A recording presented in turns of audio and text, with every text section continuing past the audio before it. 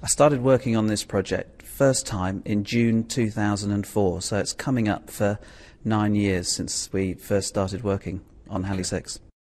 It looks like something in space. It's made up of 8 different modules. Each one is 160 square metres, so roughly the size of a traditional terraced house in the UK. And there's 8 of these modules, and they're all strung together in a straight line.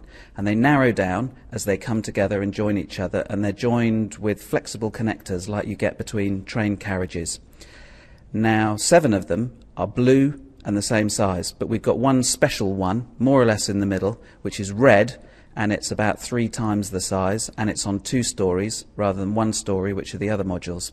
And that big red module is our social heart. It's where the dining area is, the bar, places to watch TV, go online, kitchens, and there's a gym in there as well. And it really is the focal point of the new Antarctic station. Halley is a rather unique location. It's on what's called a floating ice shelf, which is where the ice has literally flowed off the main continent of Antarctica and is bobbing about on the sea.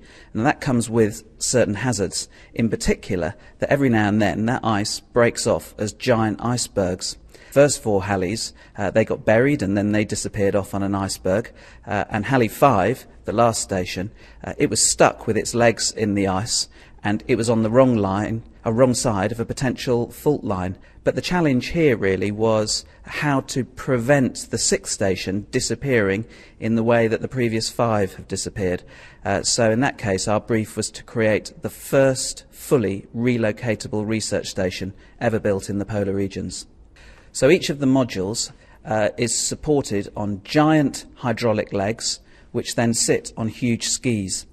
The hydraulic legs are used to literally lift its feet up out of rising snow levels, and then when the time comes to move further inland to prevent disappearing on an iceberg, the modules lower down on their hydraulic legs, are disconnected from one from another, and are then pulled using bulldozers and tractors with track skis to a new location on the giant skis. We had a particular challenge at Halley in that all the building components have to be unloaded onto the sea ice next to the ice shelf, and that sea ice is quite fragile. It can only take a weight of around 9 tons, which in building terms is really pretty small. So we couldn't prefabricate whole buildings at a time. We had to literally split them down as if they were flat packs and then cart them across the sea ice and then put them all together when they're in the location for the new station. It's so remote in Antarctica. You are thousands of miles from the nearest normal habitation, which is in Cape Town in South Africa. Added to that, it's freezing cold.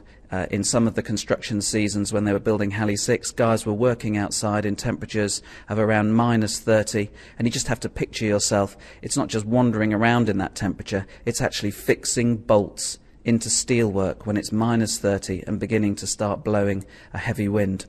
Then in addition to that, you get blizzards, you get a very limited period of time that you can build, only 10 weeks, beyond which it really is just too freezing to be able to go outside and certainly put buildings up.